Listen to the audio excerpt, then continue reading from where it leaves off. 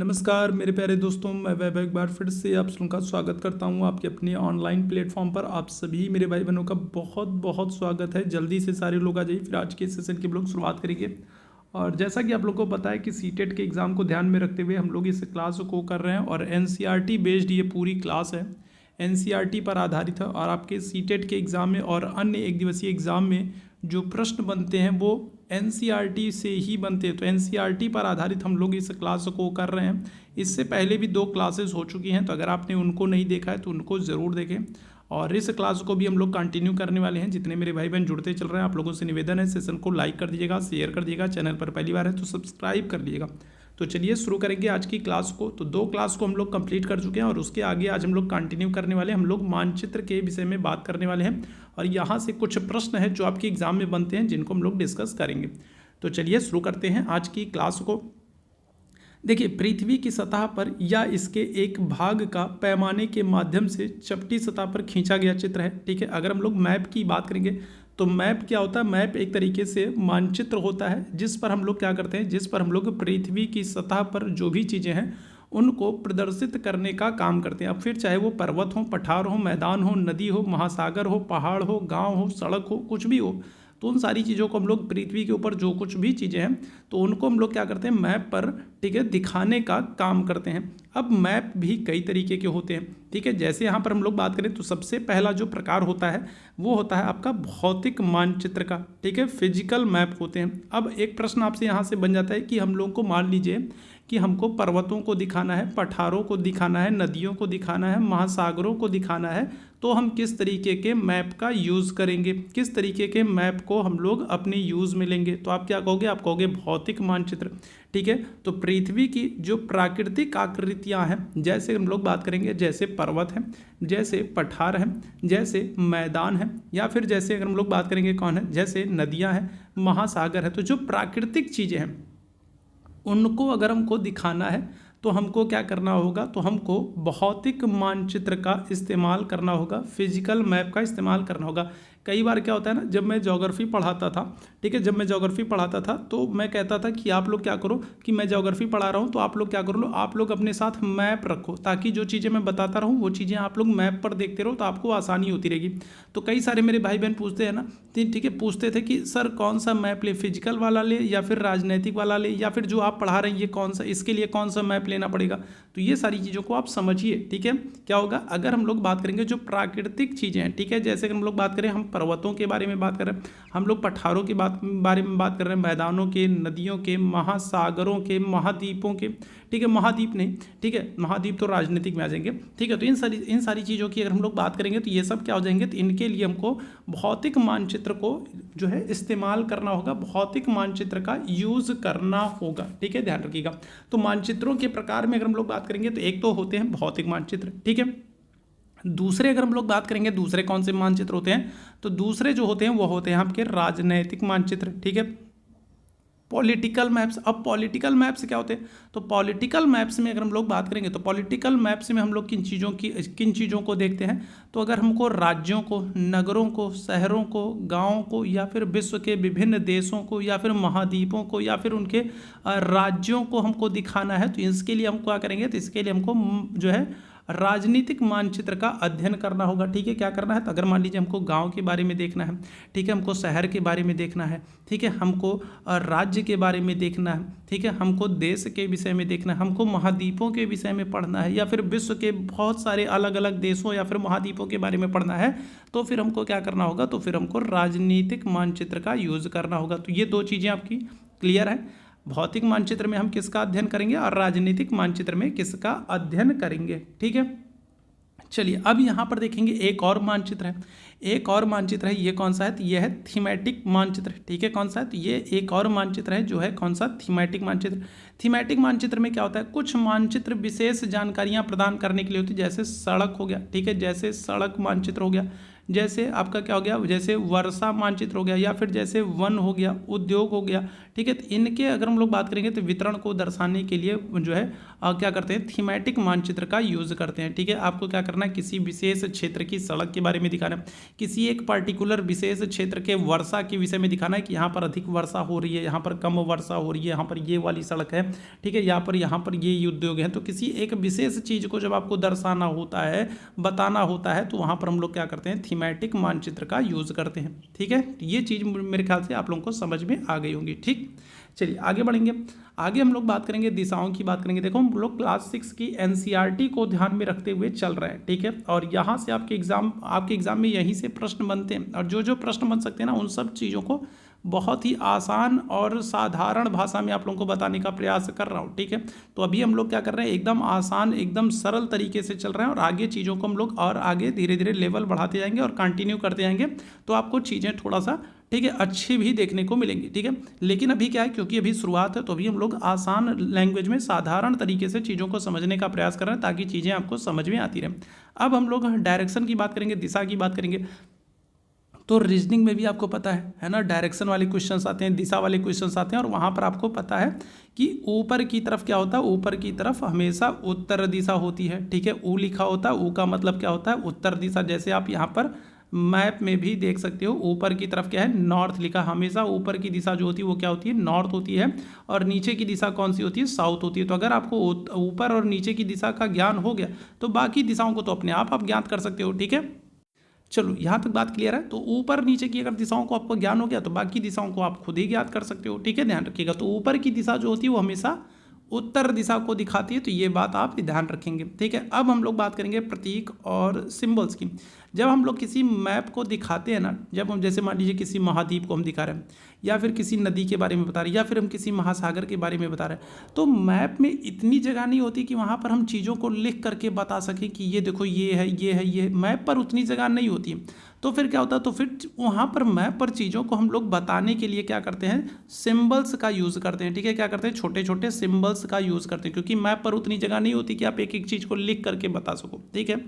तो वहाँ पर हम लोग क्या करते हैं, सिंबल्स को, जैसे सड़कों के किनारे आप देखोगे, सड़क के किनारे क्या होता है, सड़क के किनारे आप रेलवे क्रॉसिंग आने वाली है, या फिर थोड़ा सा सड़क पर टर्न आने वाला है, या फिर स्कूल आने वाला है, या फिर हॉस्पिटल आने वाला है, या फिर पेट्रोल पंप आने वाला है, तो आप देखोगे सड़क के किनारे एक बोर्ड लगा होता है, और उस पर छोटा सा सिंबल बना होता है, ठीक है। लिखा तो रहता ही, साथ साथ सिंबल भी बना रहता है, ठीक है।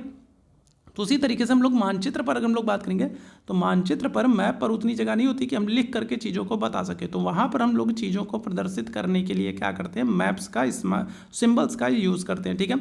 जैसे देखो यहाँ पर कह रहा है, किसी भी मानचित्र पर वास्तविक आकार एवं प्रकार में विभिन्न आकृतियों, जैसे भवन हो गए, जैसे सड़क हो गए, पुल हो गए, ब्रिज हो गए, रेल की पटरियाँ हो गई, कुआं हो गया आदि को दिखाना संभव नहीं होता है। क्यों? क्योंकि हमारे पास उतनी जगह नहीं होती है, ठीक है। तो उसके लिए फिर हम लोग क्या करते हैं, तो फिर उस चीज़ को हम लोग दर्शाने के लिए क्या करते हैं, सिंबल्स का यूज़ करते हैं, और इन सिंबल्स को क्या करते हैं, रूढ़ प्रतीक कहते हैं। और ये प्रश्न आपके एग्जाम में पूछा गया है, ठीक है। ये प्रश्न आपके एग्जाम में पूछा गया कि मानचित्र पर हम लोग चीज़ों को, किसी भी चीज़ को या फिर किसी भी वस्तु को, किसी भी स्थान को दिखाने के लिए हम लोग जिन सिंबल्स का यूज़ करते हैं, उनको हम लोग क्या करते हैं, उनको हम लोग रूढ़ प्रतीक कहते हैं, याद रखिएगा, ठीक है। तो इन रूढ़ प्रतीकों के माध्यम से हम लोग क्या करते हैं, तो मानचित्र पर चीज़ों को आसानी से क्या कर सकते हैं, प्रदर्शित कर सकते हैं, ठीक है। याद रखिएगा, क्या कर सकते हैं, तो आसानी से चीज़ों को प्रदर्शित कर सकते हैं, याद रखिएगा, ठीक है।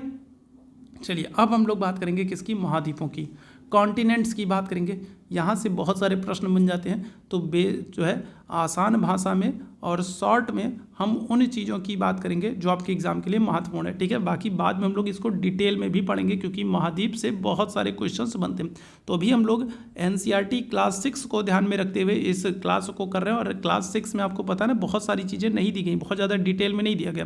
तो अभी हम लोग क्लास 6 के स्टैंडर्ड को ध्यान में रखते हुए चल रहे हैं, और आगे हम लोग इसको डिटेल में भी पढ़ेंगे, ठीक है। तो चलिए सबसे पहले हम लोग बात करेंगे कॉन्टिनेंट की, और कॉन्टिनेंट में अगर हम लोग बात करेंगे तो पृथ्वी पर 7 प्रमुख महाद्वीप हैं। सबसे पहले तो आपको यही याद होना चाहिए, कितने, 7 प्रमुख महाद्वीप हैं, ठीक है। और सबसे पहला नाम किसका आता है, एशिया का आता है, ठीक है। एशिया महाद्वीप जो है, ये अगर हम लोग एशिया महाद्वीप की बात करेंगे तो ये क्षेत्रफल की दृष्टि से और जनसंख्या की दृष्टि से, दोनों ही दृष्टि से क्या है तो सबसे बड़ा महाद्वीप है। ठीक है, क्षेत्रफल की दृष्टि से अगर आपसे पूछा जाए सबसे बड़ा महाद्वीप कौन सा है तो भी आप कहोगे एशिया है, और जनसंख्या की दृष्टि से अगर आपसे पूछा जाएगा तो भी आप क्या कहोगे एशिया है। ठीक है, यहाँ पर देखिए, तो अगर हम लोग बात करें तो विश्व का सबसे बड़ा महाद्वीप कौन सा है तो आप कहोगे एशिया महाद्वीप है, और यह पृथ्वी के कुल क्षेत्रफल का लगभग 1/3 हिस्सा, ठीक है, फैला हुआ है। अगर हम लोग पूरी पृथ्वी की बात करेंगे तो पूरी पृथ्वी के लगभग 1/3 हिस्से पर ये एशिया महाद्वीप ही फैला हुआ है।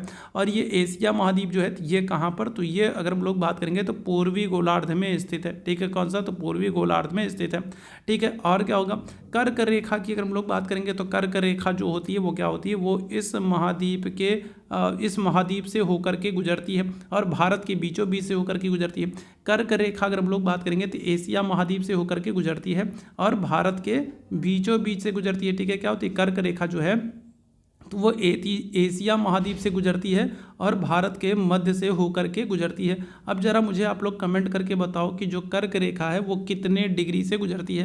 कर्क रेखा जिसको हम लोग ट्रॉपिक ऑफ कैंसर भी कहते हैं, क्या करते हैं, कर्क रेखा जिसको हम लोग ट्रॉपिक ऑफ कैंसर भी कहते हैं, तो ये एशिया महाद्वीप के बीचों बीच से गुजरती है और एशिया महाद्वीप से होकर के गुजरती है और भारत के बीचों बीच से होकर के गुजरती है। ठीक, फिर यहाँ पर हम लोग बात करेंगे तो एशिया महाद्वीप के अगर हम लोग पश्चिम में देखेंगे तो क्या है, तो यूराल पर्वत है जो यूरोप को एशिया से अलग करता है। बहुत ही इंपॉर्टेंट है ये पॉइंट, याद रखिएगा।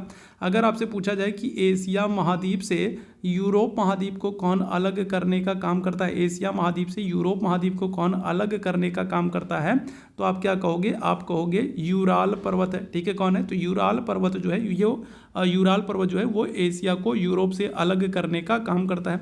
और वो क्षेत्र जो कुछ ऐसा क्षेत्र है ना जो यूरोप और एशिया दोनों में फैला है।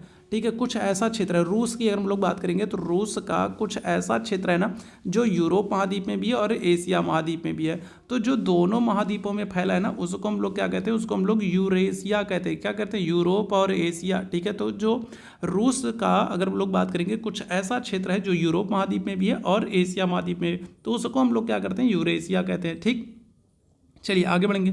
विश्व के क्षेत्रफल का 29.5% भाग जो है वो एशिया महाद्वीप में। अगर हम लोग पूरे विश्व की बात करें तो पूरे विश्व का लगभग 29.5% भाग या फिर कहें लगभग 1/3 हिस्सा जो है वो एशिया महाद्वीप के अंतर्गत आता है। ठीक है, ध्यान रखिएगा। एशिया महाद्वीप में अगर हम लोग बात करेंगे तो क्या होता है, तो एशिया महाद्वीप जो है ये चावल के उत्पादन में, जूट के उत्पादन में, कपास, सिल्क आदि के उत्पादन में क्या करता है, पहला स्थान रखता है। ठीक है, एशिया महाद्वीप में अगर हम लोग बात करेंगे सबसे बड़ा देश कौन हो जाएगा, तो आप कहोगे चाइना है। और सबसे छोटा अगर आपसे कहा जाएगा तो सबसे छोटा देश आप क्या कहोगे, मालदीव है। एशिया महाद्वीप में सबसे बड़ा देश कौन है, चीन है। और सबसे छोटा देश अगर हम लोग बात करेंगे क्या है, तो मालदीव है। ठीक है, मालदीव की अगर हम लोग बात करें तो मालदीव याद रखिएगा, चाहे क्षेत्रफल की दृष्टि से पूछा जाए चाहे जनसंख्या की दृष्टि से पूछा जाए, दोनों ही दृष्टि से सबसे छोटा देश है मालदीव। मालदीव की राजधानी क्या है, तो आप कहोगे माले है। और मालदीव की अगर हम लोग संसद की बात कर लेंगे तो यहाँ की संसद क्या है, तो यहाँ की संसद का नाम है मजलिस है। ठीक है, मालदीव क्षेत्रफल और जनसंख्या दोनों ही दृष्टि से एशिया महाद्वीप का सबसे छोटा देश है। मालदीव की राजधानी माले है और यहाँ की संसद का नाम क्या है, मजलिस है। ठीक है, तो ये एशिया महाद्वीप के। अच्छा, यहाँ पर हम लोग बात करें एशिया महाद्वीप में सबसे लंबी नदी, ये प्रश्न कई बार आपसे पूछा जा चुका है, तो आप क्या कहोगे, आप कहोगे यांगटीसी क्यांग, जो कि चाइना की है, सबसे लंबी नदी है। सबसे ऊंचा पर्वत शिखर अगर आपसे पूछा जाए तो आप क्या कहोगे, तो माउंट एवरेस्ट। ठीक है, विश्व का सबसे ऊंचा शिखर एशिया महाद्वीप में ये। सबसे बड़ी झील अगर हम लोग बात करेंगे कौन सी है, तो कैस्पियन सागर। ठीक है, कौन सी, तो खारे पानी की, याद रखेंगे। ठीक है, किसकी, तो खारे पानी की ये झील है, कैस्पियन सागर झील जो है, तो ये खारे पानी की झील है, सबसे बड़ी झील है। ठीक है, क्या है, तो खारे पानी की झील है, सबसे बड़ी झील है कौन सी, कैस्पियन सागर। ठीक है, चलिए फिर हम लोग आते हैं अफ्रीका महाद्वीप। ठीक है, हम लोग क्लास 6 की एनसीईआरटी पढ़ रहे हैं और क्लास 6 की एनसीईआरटी में जितनी चीज़ें दी गई हैं उन्हीं चीज़ों को हम लोग यहाँ पर डिस्कस कर रहे हैं। ठीक है, बाद में हम लोग अलग से इन सारे महाद्वीपों को डिस्कस करेंगे, एक एक महाद्वीप को डिस्कस करेंगे और वहाँ से जितने प्रश्न बन सकते हैं उन सबको हम लोग करेंगे। अभी हम लोग क्लास 6 की एनसीईआरटी को कर रहे हैं, तो क्लास 6 की एनसीईआरटी में जो चीज़ें दी गई हम लोग बस उन्हीं चीज़ों को देख रहे हैं। ठीक है, चलिए, तो इसके बाद हम लोग बात करेंगे किसका, दूसरा जो आएगा महाद्वीप आएगा वो अफ्रीका आएगा। अफ्रीका की अगर हम लोग बात करें तो ये देखो, क्षेत्रफल की दृष्टि से बात करें या फिर हम लोग जनसंख्या की दृष्टि से बात करें, दोनों ही दृष्टि से अगर हम लोग बात करेंगे, क्षेत्रफल की दृष्टि से बात करें, जनसंख्या की दृष्टि से बात करें, दोनों ही दृष्टि से इसका स्थान कौन सा है, तो इसका स्थान दूसरा है। ठीक है, याद रखिएगा। यहाँ पर देखिए दिया हुआ है एशिया के बाद विश्व का दूसरा सबसे बड़ा जो महाद्वीप है वो कौन सा है, तो वो अफ्रीका महाद्वीप है।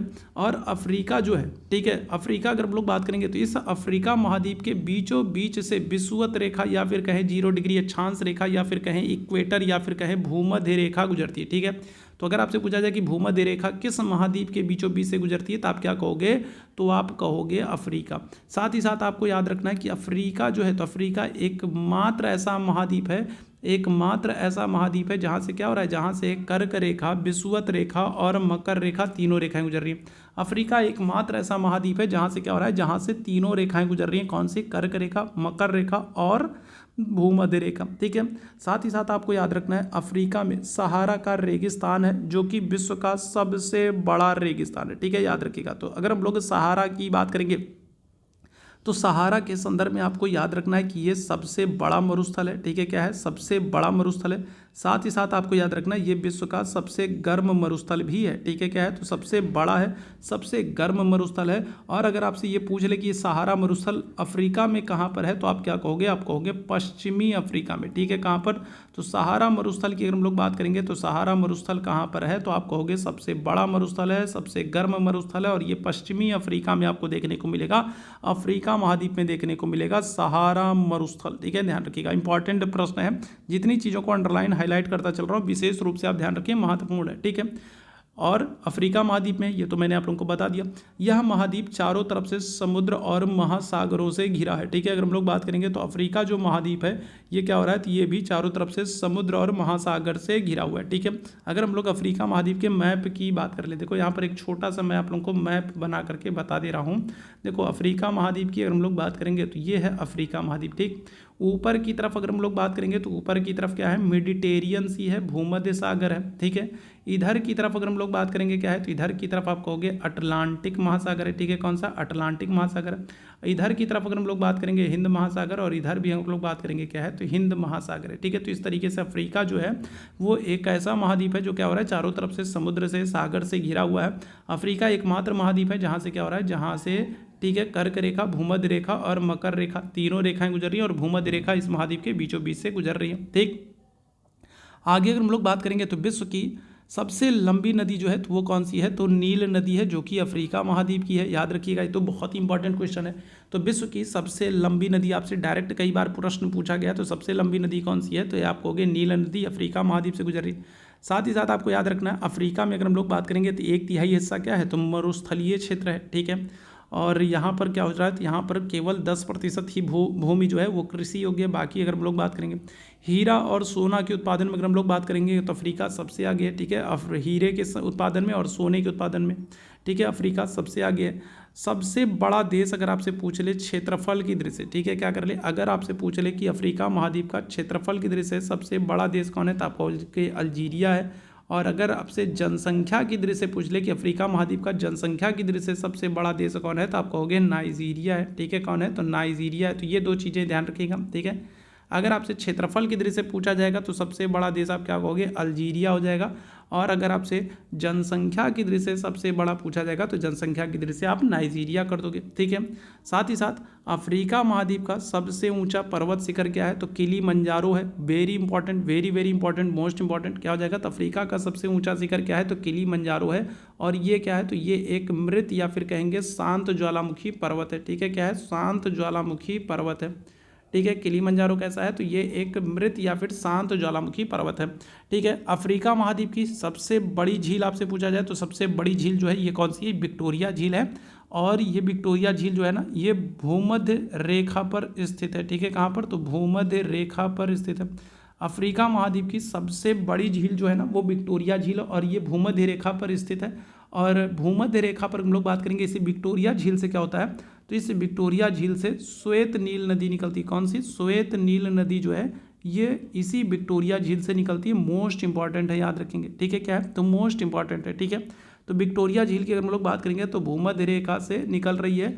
विक्टोरिया झील जो है भूमध्य रेखा पर स्थित है और यहीं से श्वेत नील नदी निकल रही है। ठीक है, ठीक है। आप लोग कहोगे कि सारी चीज़ों को तो मैं इंपॉर्टेंट ही बता दे रहा हूँ, सारी चीज़ों को तो मैं ये कह रहा हूँ कि सारी चीज़ें मोस्ट इंपॉर्टेंट है, तो आप ये भी देखो कि मैं कितना शॉर्ट में बता रहा हूँ। जो चीज़ें इंपॉर्टेंट है सिर्फ उन्हीं चीज़ों को बता रहा हूँ। अगर मैं इस सेशन में सिर्फ इंपॉर्टेंट चीज़ों को शामिल किया हूँ तो फिर सारी चीज़ें इंपॉर्टेंट ही होंगी ना। आप देखो कितना छोटा सा मैंने आपको एशिया महाद्वीप बताया, एशिया महाद्वीप में जो महत्वपूर्ण चीज़ें थी वही चीज़ें मैंने बताई। अफ्रीका में भी जो चीज़ें महत्वपूर्ण है बस उतनी ही चीज़ें मैं आप लोगों को बता रहा हूँ। 5 मिनट में अफ्रीका महाद्वीप खत्म कर दे रहा हूँ क्योंकि क्लास 6 में इतना ही दिया है ना। तो जो शॉर्ट में सारी चीज़ें आपको दी गई हैं और इंपॉर्टेंट चीज़ें दी गई, तो सारी की सारी चीज़ें इंपॉर्टेंट है। ठीक है, फिर आगे हम लोग बात करेंगे। तो विश्व में सबसे बड़ी हीरे की जो खान है वो किम्बरले की खान है, और ये कहाँ पर, ये आपको अफ्रीका में देखने को मिलेगा। ये प्रश्न आपसे बहुत पूछा गया है कि जो किम्बरले की खान है वो किसके लिए फेमस है। तो किम्बरले की खान जो है वो हीरे के लिए फेमस है। किसके लिए, तो किम्बरले की खान ये आपको अफ्रीका में देखने को मिलेगा, हीरे के लिए फेमस है। ठीक है, आगे बढ़ेंगे हम लोग, उत्तरी अमेरिका की बात करेंगे, अब नॉर्थ अमेरिका की बात करेंगे। ठीक है, नॉर्थ अमेरिका की बात करेंगे। नॉर्थ अमेरिका जो है तो ये विश्व का क्या हो जाएगा, तीसरा सबसे बड़ा महाद्वीप है। अगर हम लोग क्षेत्रफल की दृष्टि से बात करेंगे तो क्षेत्रफल की दृष्टि से क्या हो जाएगा, तो क्षेत्रफल की दृष्टि से ये तीसरा, ठीक है, सबसे बड़ा महाद्वीप है। और क्या हो जाएगा, ये दक्षिण अमेरिका से एक सक्रिय स्थल से जुड़ा है जिसे पनामा जल संधि कहते हैं। अगर हम लोग बात करें जो उत्तरी अमेरिका महाद्वीप है ना, ये दक्षिणी अमेरिका से अगर हम लोग बात करेंगे तो पनामा संधि के द्वारा, पनामा स्थल संधि के द्वारा जुड़ा हुआ है। दक्षिण अमेरिका उत्तरी अमेरिका से कैसे जुड़ा हुआ है, तो पनामा स्थल संधि के द्वारा जुड़ा हुआ है। याद रखिएगा किसके द्वारा, तो पनामा स्थल जो है स्थल संधि के द्वारा जुड़ा हुआ है। ठीक है, जैसे एक हम लोग एक बात कर लें, एक यहाँ पर बना दूँ, हालांकि मेरी मैप बहुत अच्छा नहीं होता है, लेकिन चलिए फिर भी यहाँ पर देख लेते हैं। अगर हम लोग बात कर लें तो इस तरीके से होता है। ठीक है, इस तरीके से, ठीक है, इस तरीके से कुछ, ठीक है, इस तरीके से ये आपका क्या हो जाएगा, तो ये हो जाएगा आपका उत्तरी अमेरिका महाद्वीप हो जाएगा। और इसी तरीके से अगर हम लोग बात करेंगे तो यहाँ पर आपका क्या हो जाएगा, तो इसी तरीके से यहाँ पर हम एक मिनट रुको भाई, ठीक है, इसी तरीके से अगर हम लोग बात करेंगे तो यहाँ पर आपका क्या हो जाएगा, तो यहाँ पर आपका इस तरीके से, ठीक है, इस तरीके से अगर हम लोग बात करेंगे तो ये क्या हो जाएगा, तो ये आपका दक्षिण अमेरिका महाद्वीप हो जाएगा। ठीक है, क्या है, तो ये आपका नॉर्थ अमेरिका है और ये आपका क्या हो जाएगा, साउथ अमेरिका हो जाएगा। और यहाँ पर बीच में क्या है, तो पनामा संधि है जिसके माध्यम से ये दोनों महाद्वीप जुड़े हुए हैं। तो इस तरीके से समझिएगा। ठीक है, तो ये उत्तरी अमेरिका और दक्षिणी अमेरिका हो जाएगा। ठीक है, चलिए, ठीक है, एक मिनट रुकिए, चलिए, ठीक है, आगे हम लोग बात करेंगे। अब यहाँ पर क्या कह रहा है, तो इस उत्तरी अमेरिका महाद्वीप के संदर्भ में कह रहा है कि जो उत्तरी अमेरिका महाद्वीप है ये क्या हो रहा है, तो ये 3 महासागरों से घिरा हुआ है। ठीक है, क्या हो रहा है, तो 3 महासागरों से घिरा हुआ है। और विश्व की कुल मक्का उत्पादन का आधा भाग, अगर हम लोग बात करेंगे तो विश्व में जितना मक्का का उत्पादन होता है तो कुल मक्का के उत्पादन का आधा जो उत्पादन होता है वो उत्तरी अमेरिका महाद्वीप से होता है। ठीक है, उत्तरी अमेरिका महाद्वीप में आपसे सबसे बड़ा देश पूछा जाए तो आप कहोगे कनाडा है, सबसे छोटा देश पूछा जाए तो सेंट पियरे है। उत्तरी अमेरिका महाद्वीप की सबसे लंबी नदी मिसिसिपी मिसौरी नदी है, इंपॉर्टेंट है। ठीक है, क्या हो जाएगा, उत्तरी अमेरिका महाद्वीप की सबसे लंबी नदी कौन सी है, मिसिसिपी मिसौरी नदी है। और ये क्या करती है, तो ये पक्षी के पंजे के आकार का डेल्टा बनाती है। ठीक है, क्या करती है, तो पक्षी के पंजे के आकार का डेल्टा बनाती है। ठीक है, क्या करती है, तो पक्षी के पंजे के आकार का डेल्टा बनाने का काम करती है कौन सी, तो मिसिसिपी मिसौरी नदी, और ये उत्तरी अमेरिका की सबसे लंबी नदी है। ठीक है, आगे अगर हम लोग बात करेंगे तो उत्तरी अमेरिका का सबसे ऊंचा शिखर कौन सा है, तो आप कहोगे माउंट मैकिनले या फिर माउंट देनाली है। ये इंपॉर्टेंट है, याद रखेंगे, ये आपसे पूछा जाता है। तो उत्तरी अमेरिका की सबसे लंबी नदी आपको याद रखनी है, साथ ही साथ आपको सबसे ऊंचा शिखर याद रखना है। तो सबसे ऊंचा शिखर क्या है, तो माउंट मैकिनले या फिर कहोगे माउंट देनाली है, याद रखेंगे। क्लियर है, आगे बढ़ेंगे। उत्तरी अमेरिका महाद्वीप में अगर हम लोग बात करें सबसे बड़ी मीठे पानी की झील जो है वो कौन सी है, सुपीरियर झील है। खारे पानी की झील हमने कौन सी पढ़ी थी, खारे पानी की झील हमने कैस्पियन सागर पढ़ी थी, सबसे बड़ी झील। ठीक है, और मीठे पानी की सबसे बड़ी झील पूछा जाएगा तो सुपीरियर है, जो कि इंपॉर्टेंट है आप लोगों के लिए। ठीक है, तो इतनी सारी चीज़ों को आप याद रखेंगे। आगे बढ़ेंगे हम लोग साउथ अमेरिका की अब आप बात करेंगे। तो चलिए साउथ अमेरिका में भी कुछ चीज़ों को देख लेते हैं। दक्षिण अमेरिका का इसके बाद नंबर आता है। दक्षिण अमेरिका अगर हम लोग बात करेंगे तो क्षेत्रफल की दृष्टि से क्या हो जाएगा, चौथा सबसे बड़ा महाद्वीप है। ठीक है, क्षेत्रफल की दृष्टि से अगर हम लोग बात करेंगे क्या हो जाएगा, तो क्षेत्रफल की दृष्टि से चौथा सबसे बड़ा महाद्वीप है। ठीक है, और ठीक है, यहाँ पर अगर आपसे पूछा जाए कि सबसे बड़ा देश कौन है दक्षिण अमेरिका का, तो आप क्या कहोगे, ब्राज़ील है। ठीक है। सबसे छोटा देश आपसे पूछा जाए तो फॉकलैंड द्वीप है। सबसे लंबी नदी कौन सी है, तो अमेजन नदी है। और सबसे ऊंचा पर्वत शिखर क्या है, एकांकागुआ है, ठीक है। क्या है, एकांकागुआ है, ठीक है। अब यहाँ पर कुछ और चीज़ों को आप देख लीजिएगा। ब्राज़ील की अगर हम लोग बात करेंगे तो ये विश्व में कॉफ़ी कहवा के उत्पादन में पहला स्थान रखता है, ठीक है। सबसे ज़्यादा विश्व में सबसे ज़्यादा कहवा जो उत्पादन होता है वो कहाँ पर होता है, वो ब्राज़ील में होता है, ये याद रखेंगे, ठीक है। साथ ही साथ सबसे लंबी नदी आपको क्या हो जाएगा, तो अमेजन नदी देखने को मिलेगी, ठीक है। दक्षिण अमेरिका में सबसे लंबी नदी कौन सी है, अमेजन नदी देखने को मिलेगी। और अमेजन नदी के जो सदाबहार वन है ना, ठीक है, अमेजन नदी घाटी के जो सदाबहार वन है इनको क्या करते हैं, अमेजन नदी घाटी के जो सदाबहार वन है ना, इनको पृथ्वी का फेफड़ा भी कहा जाता है, क्योंकि विश्व के सबसे बड़े सदाबहार वन आपको यहीं पर देखने को मिलेंगे, ठीक है। क्या करते हैं, तो अमेजन नदी घाटी के जो सदाबहार वन है ना, ये विश्व के सबसे बड़े सदाबहार वन है और इनको पृथ्वी का फेफड़ा कहा जाता है। और क्यों कहा जाता है, उसका कारण ये है क्योंकि देखो जितना ज़्यादा वन होगा उतना ज़्यादा ऑक्सीजन का उत्पादन होगा, ठीक है। क्या होगा, तो जितना ज़्यादा वन होगा उतना ज़्यादा ऑक्सीजन का उत्पादन होगा, और जितना ज़्यादा ऑक्सीजन का उत्पादन होगा उतना ज़्यादा अच्छा है हम लोगों के लिए, ठीक है। तो अगर हम लोग बात करेंगे तो विश्व में सबसे बड़े जो सदाबहार वन है वो आपको कहाँ पर, अमेजन नदी घाटी में देखने को मिलेगा। और सबसे बड़े सदाबहार वन है तो इसका मतलब यह है कि सबसे ज़्यादा ऑक्सीजन का उत्पादन भी यहीं पर होगा, यही कारण इन्हें पृथ्वी का फेफड़ा कहते हैं, ठीक। और आपको याद रखना है सबसे ऊंचा शिखर जो है वो कौन सा है, तो आप क्या कहोगे, तो सबसे ऊंचा शिखर जो है वो एकांकागुआ है। और याद रखिएगा एक और चीज़ आपको याद रखनी है, दक्षिण अमेरिका की अगर आपसे पूछा जाए तो दक्षिण अमेरिका में जो सबसे लंबी श्रृंखला है, ठीक है, दक्षिण अमेरिका में अगर हम लोग बात करेंगे तो जो सबसे लंबी जो श्रृंखला है, पर्वत श्रेणी जो है वो क्या है, तो वो एंडीज है, ठीक है। कौन है, तो दक्षिण अमेरिका में सबसे लंबी पर्वत श्रृंखला जो है वो कौन सी है, एंडीज है। और ये विश्व की सबसे लंबी श्रृंखला याद रखेंगे क्या है, तो ये विश्व में सबसे लंबी है, ठीक है। विश्व में सबसे लंबी श्रृंखला कौन सी है, तो आप कहोगे एंडीज श्रृंखला। और एंडीज श्रृंखला का ही सबसे ऊंचा शिखर माउंट एकांकागुआ है, मोस्ट इंपॉर्टेंट है, याद रखेंगे। विश्व की सबसे लंबी श्रृंखला जो है वो कौन सी है, तो वो आप कहोगे एंडीज है। और एंडीज का ही सबसे ऊंचा शिखर क्या है, एकांकागुआ है, जो दक्षिण अमेरिका का सबसे ऊंचा शिखर, ठीक। आगे बढ़ेंगे हम लोग अंटार्कटिका की बात करेंगे। अंटार्कटिका महाद्वीप की चलो बात कर लेते हैं। अंटार्कटिका जो महाद्वीप है ये क्षेत्रफल की दृष्टि से अगर हम लोग बात करेंगे तो 5वां सबसे बड़ा महाद्वीप है और ये पूरी तरीके से क्या हो जाएगा, दक्षिणी गोलार्ध में स्थित है।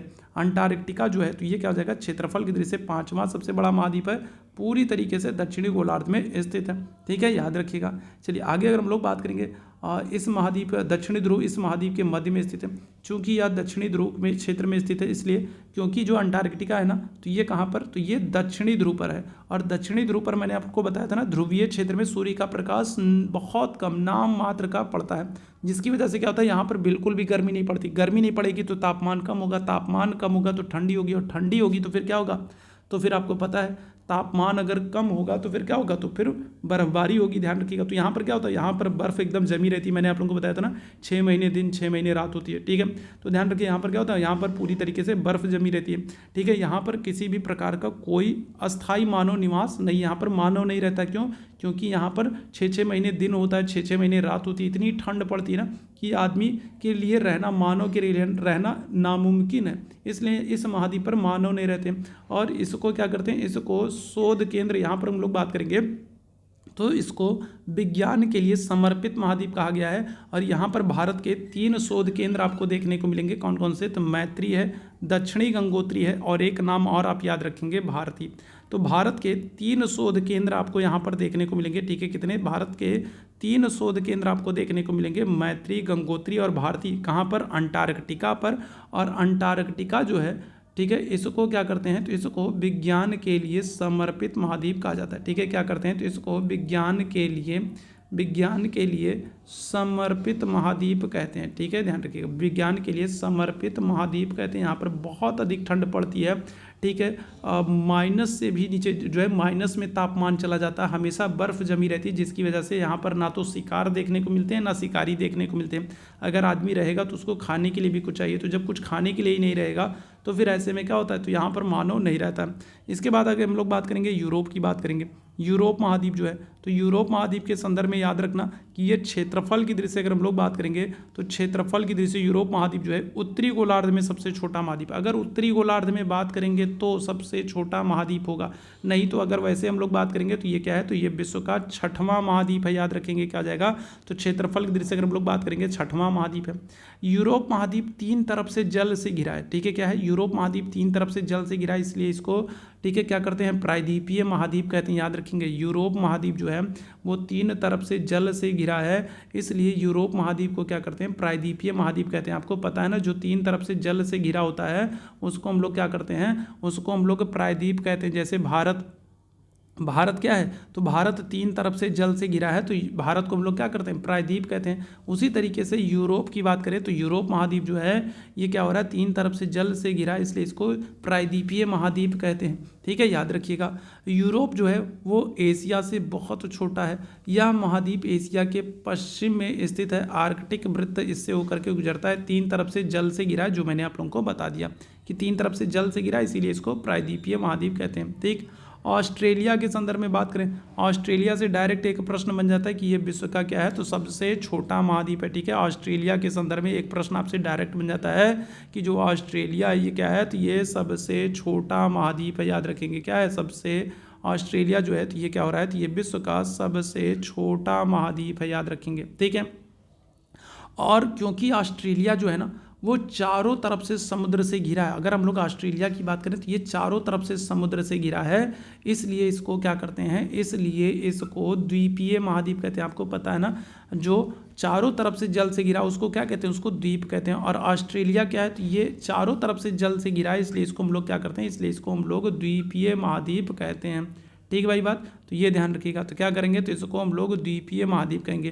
क्लास 6 की एनसीईआरटी में बहुत शॉर्ट में दिया गया है, और हम लोग क्योंकि क्लास 6 की एनसीईआरटी को ही ध्यान में रख रहे हैं हम, इसीलिए हम लोग बहुत शॉर्ट में पढ़ रहे हैं। लेकिन बिल्कुल मत परेशान होइएगा, हम लोग एक अलग से क्लास लेंगे जहाँ पर इन सभी महाद्वीपों के संदर्भ में हम लोग डिटेल में पढ़ेंगे, और बहुत सारे यहाँ से प्रश्न बनते हैं जो आपके लिए इंपॉर्टेंट होते हैं। ठीक है, महासागरों की बात करें तो महासागर जो है वो जल के मुख्य भाग है और एक दूसरे से जल से जुड़े हुए हैं।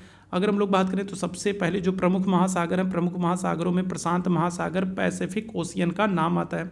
और प्रशांत महासागर जो है तो ये क्या हो जाएगा, तो ये विश्व में सबसे बड़ा महासागर है।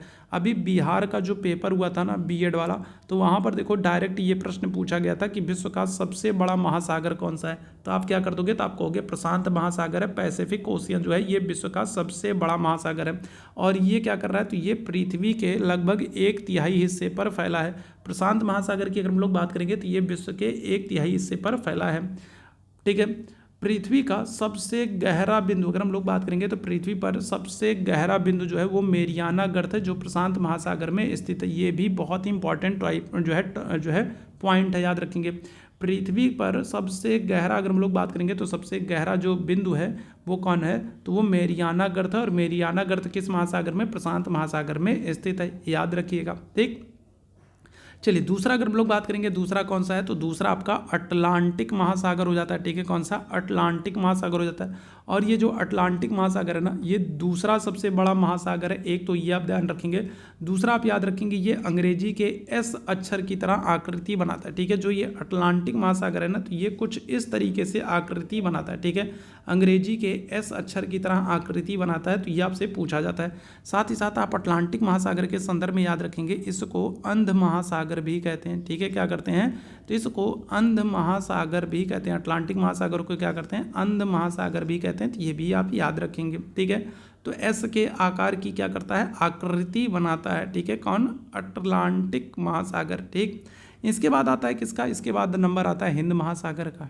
ठीक है, इंडियन ओशियन का नंबर आता है, हिंद महासागर का नाम आता है। ठीक है, हिंद महासागर एक ऐसा महासागर है जिसका नाम किसी देश के नाम पर पड़ा है, मतलब अपने प्यारे भारत के नाम पर पड़ा। और ये प्रश्न पूछा जाता है कि कौन सा महासागर है जिसका नाम किसी देश के नाम पर पड़ा है, तो आप कहोगे हिंद महासागर। हिंद महासागर का नाम जो है वो भारत के नाम पर पड़ा है। ठीक है, याद रखिएगा, आपको पता है ना भारत का प्राचीन नाम क्या है, हिंदुस्तान है। ठीक है, हिंदुस्तान, तो हिंद महासागर कहा गया।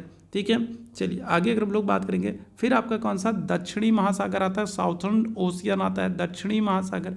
दक्षिणी महासागर के संदर्भ में हम लोग बात करेंगे तो दक्षिणी महासागर जो है ये अंटार्कटिका महाद्वीप को चारों ओर से घेरे हुए है, ठीक है। जो अंटार्कटिका महाद्वीप है ना, उसी को दक्षिण ध्रुवीय महासागर भी कहते हैं, याद रखिएगा, ठीक है। ठंडियों में क्या होता है, यहाँ पर बहुत ज़्यादा ठंड पड़ती है तो बर्फ़ जम जाती है, तो फिर क्या हो जाता है पूरी तरीके से, ठीक है। और एक और कौन सा महासागर है, तो आप कहोगे आर्कटिक महासागर, या फिर इसको उत्तरी ध्रुव महासागर कह सकते हो क्योंकि उत्तरी ध्रुव पर स्थित है। आर्कटिक महासागर या फिर इसको उत्तरी ध्रुवीय महासागर कह सकते हो क्योंकि उत्तरी ध्रुव पर स्थित है, ठीक है, ध्यान रखिएगा।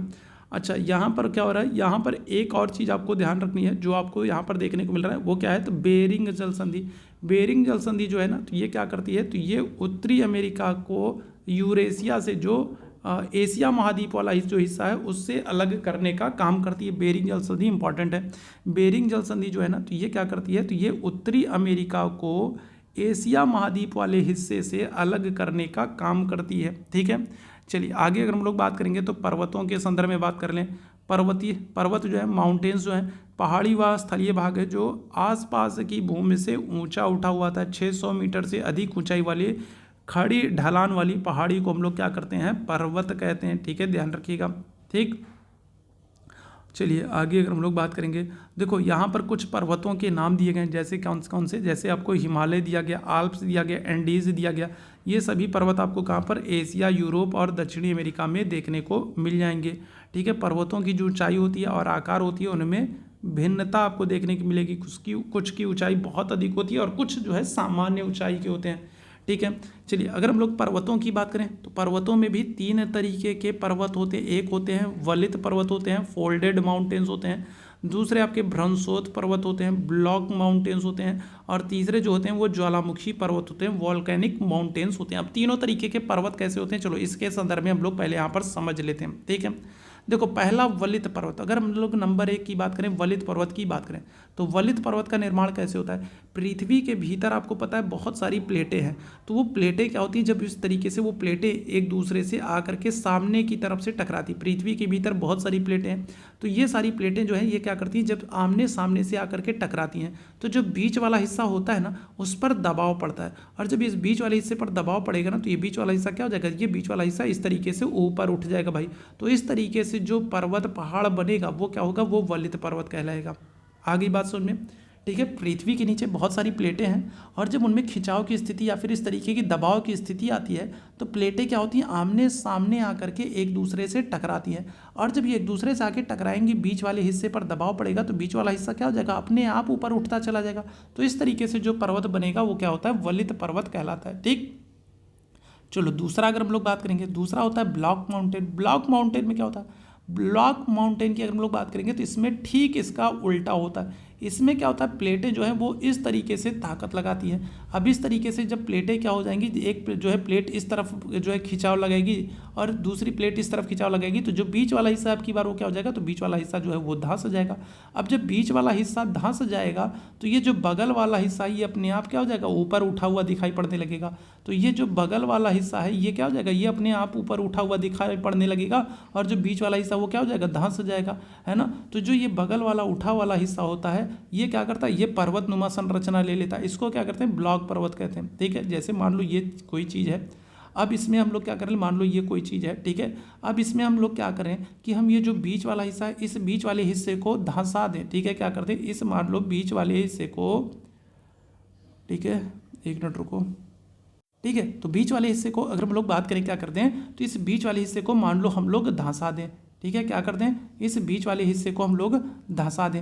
अब बीच वाले हिस्से को अगर हम लोग धंसा देंगे तो क्या हो जाएगा, तो ये बगल वाली जो चीज़ें हैं, बीच वाले हिस्से को हमने क्या कर दिया, धंसा दिया, बीच वाले हिस्से को हमने क्या कर दिया, धंसा दिया। तो ये बगल वाला जो हिस्सा ये अपने आप ऊंचा हुआ जो है दिखाई पड़ने लगेगा। दिखाई पड़ने लगेगा कि नहीं दिखाई पड़ने लगेगा, दिखाई पड़ने लगेगा। तो ये जो ऊँची उठी हुई आकृति है ना, यही क्या होती है, ब्लॉक पर्वत कहलाती है, भ्रंशोत पर्वत कहलाती है। या फिर एक और उदाहरण दे लो भाई, एक और उदाहरण दे लो। जैसे अगर मान लो कि शहरों में आपने ऊंची ऊंची बिल्डिंगें देखी, मान लो ये एक ऊंची बिल्डिंग देख ली, ठीक है, एक ये आपने ऊंची बिल्डिंग देख ली और ये एक ऊंची बिल्डिंग देख ली, ठीक है।